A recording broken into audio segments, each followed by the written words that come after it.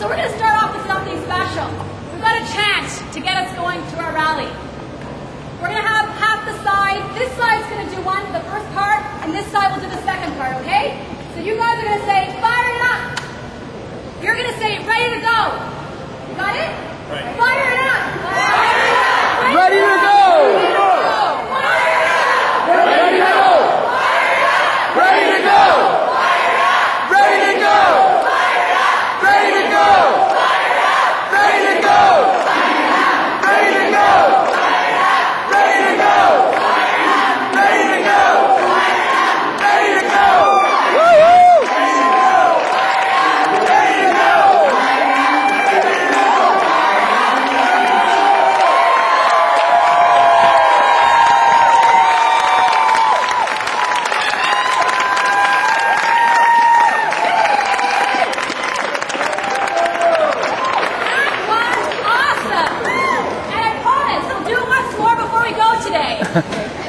So once again, thank you so much for attending this rally.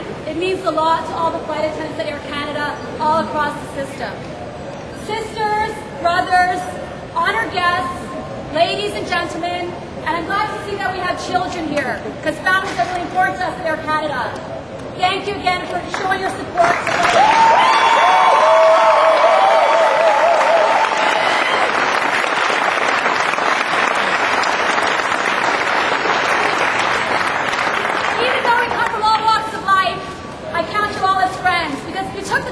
today on a beautiful July day, sunny, one of the only sunny days that we've had so far this summer, and you're here in the terminal supporting flight attendants. Thank you. I'd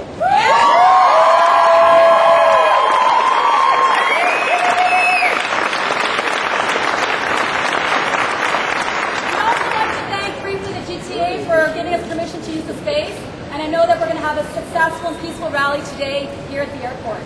We are professionals on and off the aircraft. Woo!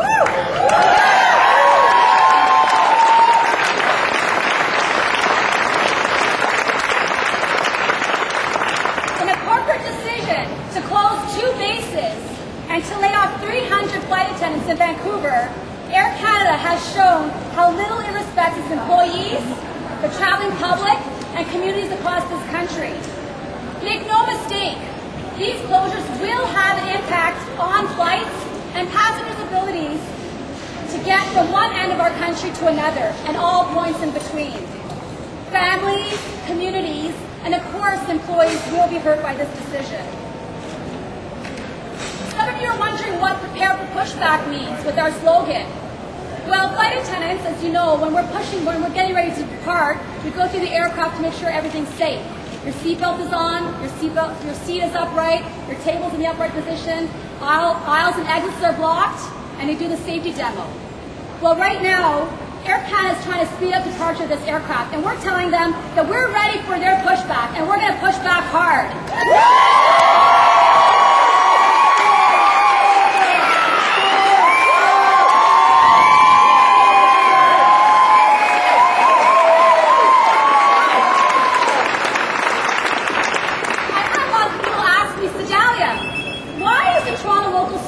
Because most of you have heard in the news that it's Halifax and Winnipeg and Vancouver that will bear the brunt of the initial impact. Well, Toronto's so involved for a couple of reasons. First of all, if the base closures are allowed to happen, and if they have layoffs in Vancouver, all those members have the opportunity to bump into the most junior base, and that base happens to be Toronto. We love all our Toronto members, and we want to keep them here with us. Yeah!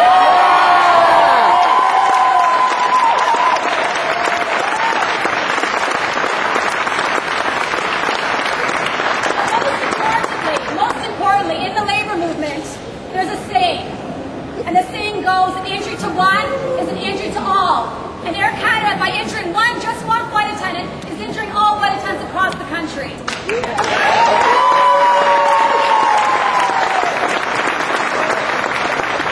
I think we can all agree that one of the biggest insults that all Air Canada employees have had to face are the salaries that we know our president and CEO have earned. Mr. Milton, $43 million in 2007. Shame! Shame! Shame!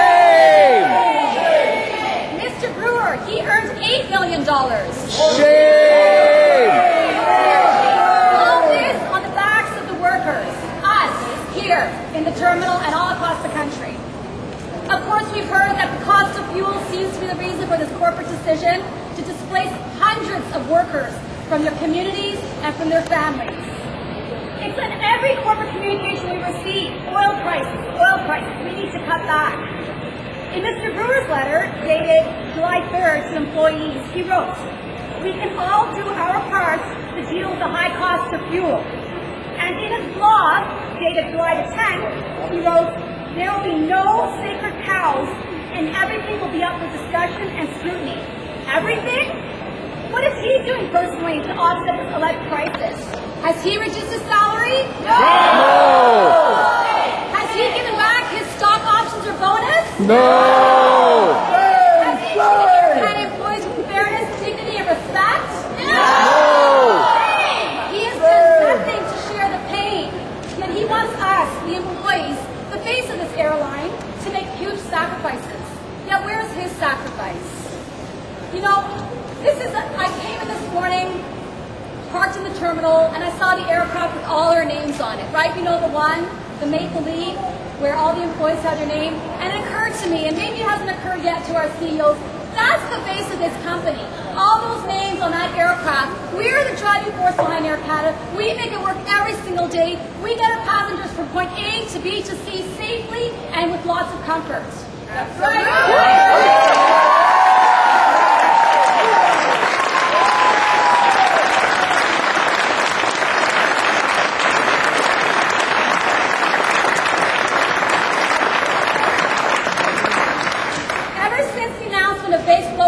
And the 300 layoffs that was given to us on July the 9th, our flight attendants have mobilized so quickly.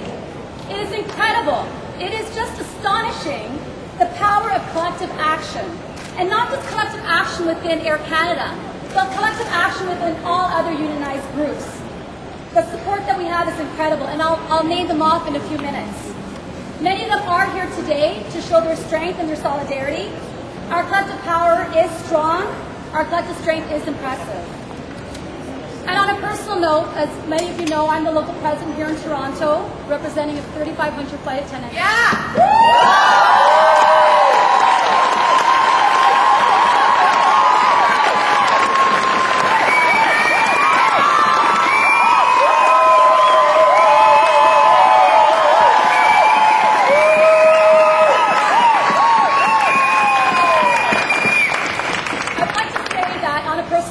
I am so honored to be your local president.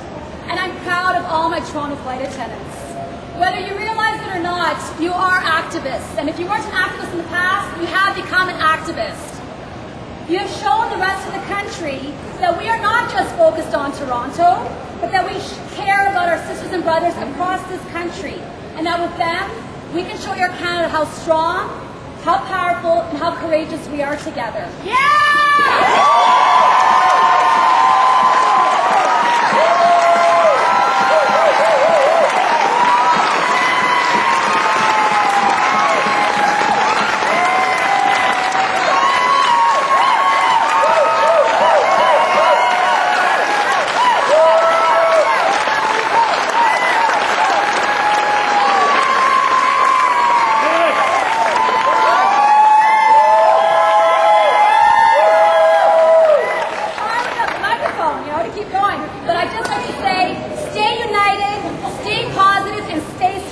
Together we can win this battle. We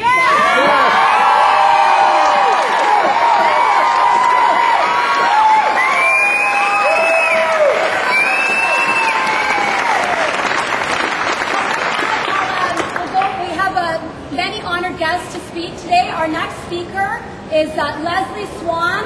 She is our Air Canada component president, and she's leading us through this battle so that we're all united and together.